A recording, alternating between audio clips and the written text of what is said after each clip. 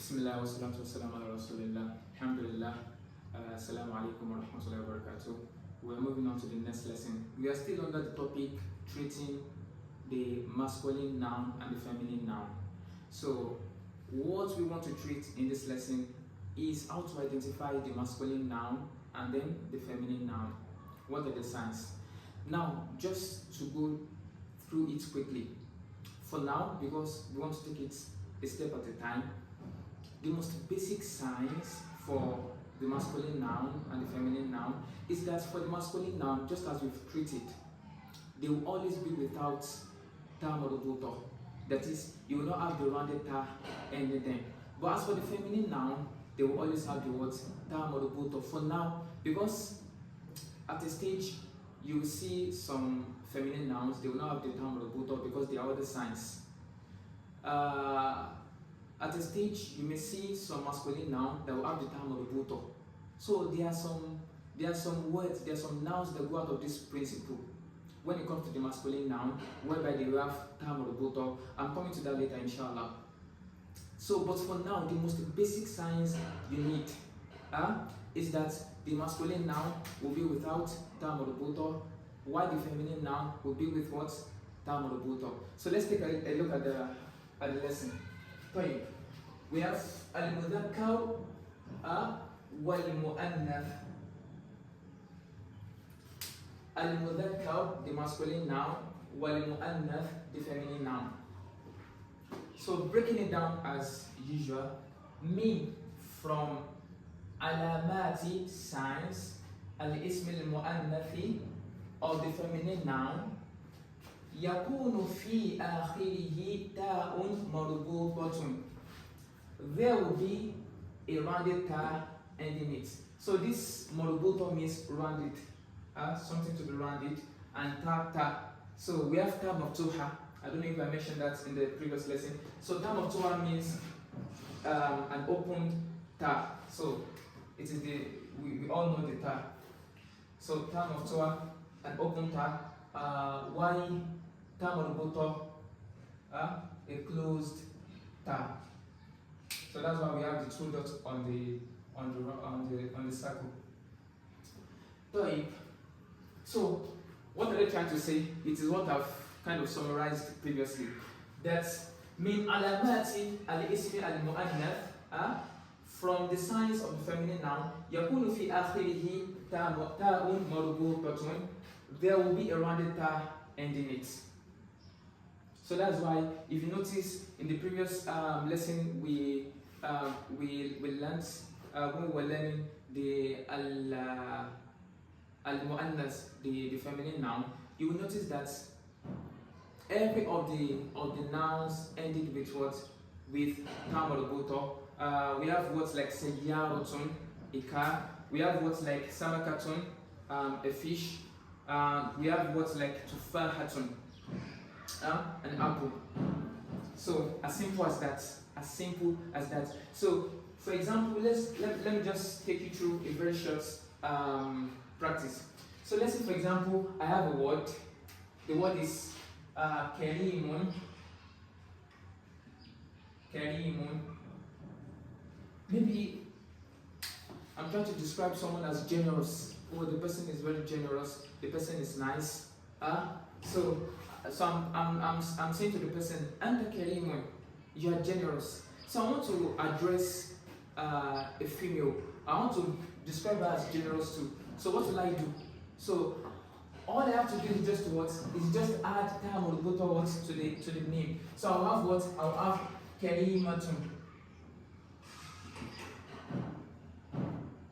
Karimatun. So automatically this is what? This is mudhakkar, a masculine noun, because it is without the ta marbuta, and automatically I made it mu'annath by adding what? The ta marbuta.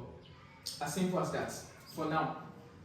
And then, just to keep it in, for now, of course, if you want to change any masculine noun to a feminine noun, all you have to do is add ta marbuta. And if you want to change a feminine noun to masculine noun, all you need to do is what? Remove the ta marbuta. But not every masculine noun or word takes on ta marbuta. So that's the mistake people make sometimes. That's why you see when people want to name their twins, so they will name the male Ridwan, and then they will name the female Ridwanatun. So I'll give an example. For example, we have Ilmun. Ilmun means knowledge, right? So is it correct for me to say Ilmatun? No. Because not every word takes on what? Tamurbuto. So that's it. Or let me say Rajulun. So is it correct for me to say Rajulatun? No. Why? Again, because not every word takes on Tamurbuto. So I have to know that, but at least for now, for this basic stage, let me come again. So if you want to recognize a masculine noun, then you see it without ta marbuta, and if you want to recognize a feminine noun, you will see it with what? Ta marbuta. So let me just go through some examples of some words that go out of the principle when it comes to proper nouns or other than that. I like to go into this because that way it will lead to some confusions. Okay, so here's the thing. Before we go on to the next thing we want to treat, the thing is that we have some words, or we have some nouns. They are categorized into two. So when it comes to nouns going out of this principle, going out of what I mentioned earlier, whereby we have a masculine noun having the sign for a feminine noun, and we have the feminine noun having the sign for a masculine noun. So the first category is the masculine noun in terms of its meaning and the way it is applied, the way it is used. What do I mean? For example, we use this noun for masculine, for males, but verbally feminine. So what do I mean by verbally feminine? So it means that they have the sign for feminine noun. Let me come again. So the first category, we have masculine nouns that they actually used for males, for masculinity. But in terms of their pronunciation, in terms of the way they are written with a feminine sign. So I'll give an example. Example from the proper nouns, we have Hamza.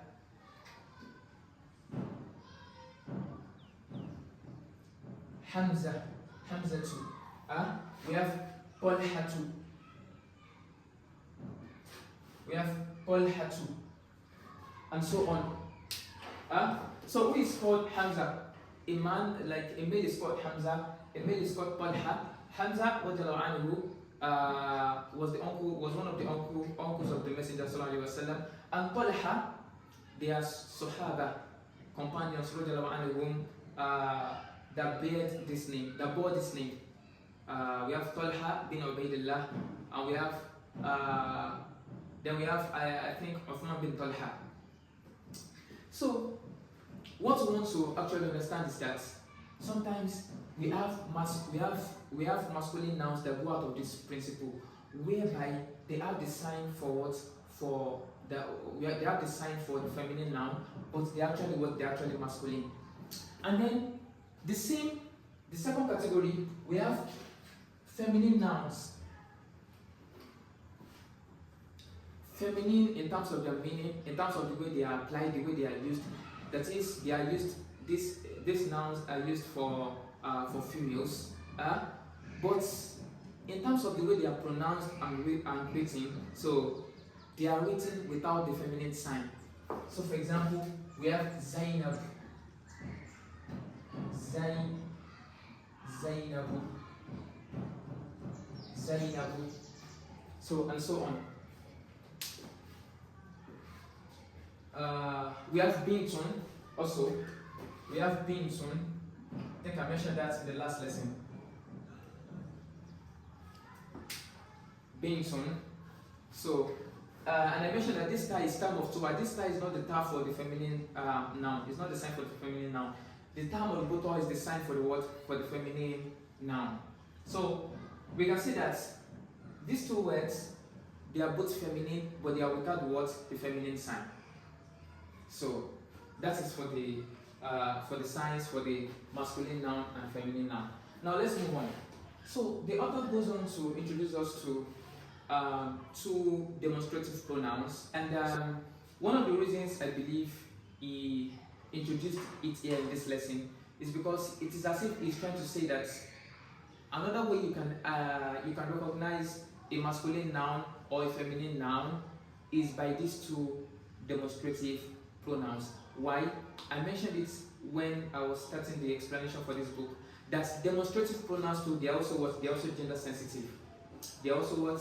Gender sensitive. So now let's go on. We have kalimatu hada, the word this hada, because hada means this. Yusharu biha is used to point, stroke, indicate, ila al-mudhakkari, to the masculine noun. Kalimatu hadihi yusharu biha ila al-mu'annath. There's no need to break it down again because it's already broken down there. Yusharu biha ila al-mu'annath. The word this, hadihi, also means this, is used to point, stroke, indicate the feminine noun. So the same meaning, but the difference is that they are used for different genders. So hada is used for masculine. Why hadihi is used for what? For feminine. So for example, even if you're confused, you are reading a book and then you see something like this. Hada Hamzatu. Hada Hamzatu. This is Hamza. Automatically you know that because Hada is used together with Hamza, automatically you know that Hamza is what? Is masculine. So that's what I'm trying to say.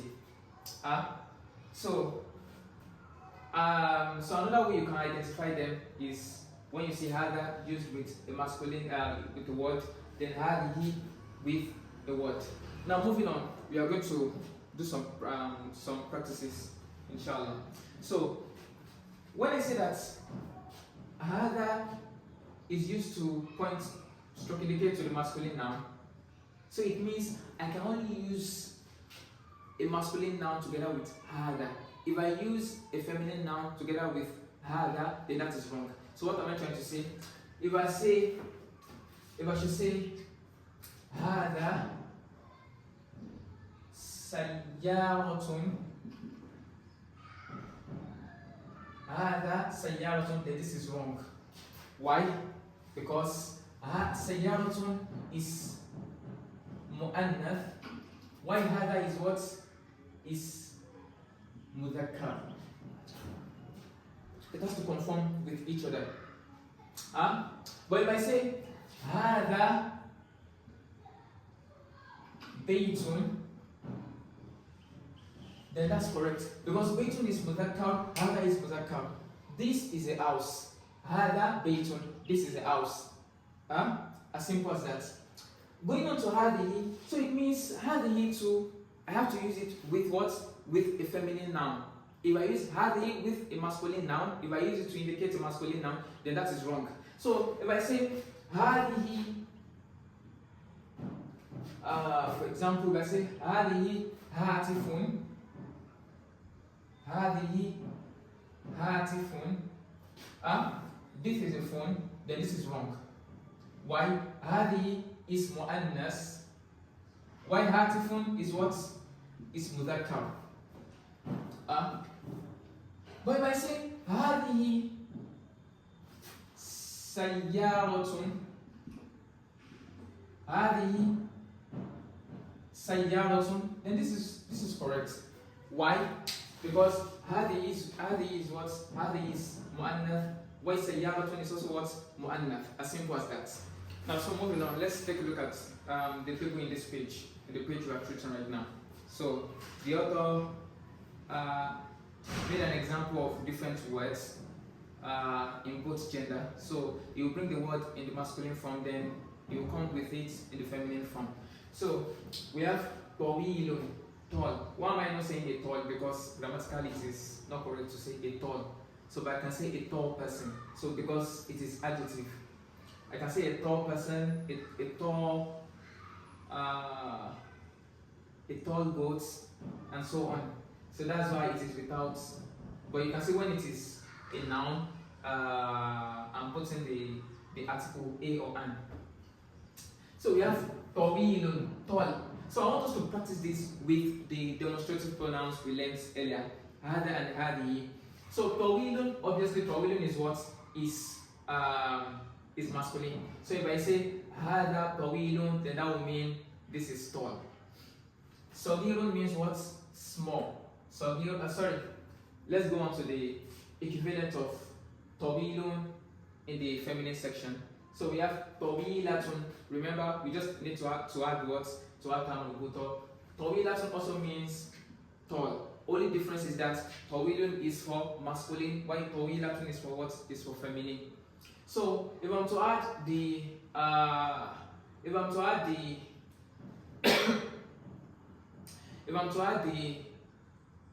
the demonstrative pronoun, I will say hadihi tawilatun. This is tall. Then we have saghirun. Inshallah, I'll still write it. Inshallah. Saghirun, we have small. Then for the feminine, we have saghiratun, small. Khalun, we have an uncle. Then khalatun, an aunt. Sadiqun, truthful. For I can say a truthful person. Then sadiqatun, truthful. Jaddun, a grandfather. Jaddatun, a grandmother. Nadhifun, clean. Nadhifatun, clean. So let's practice it with the two demonstrative pronouns. So we have hada tawilun, means this is tall.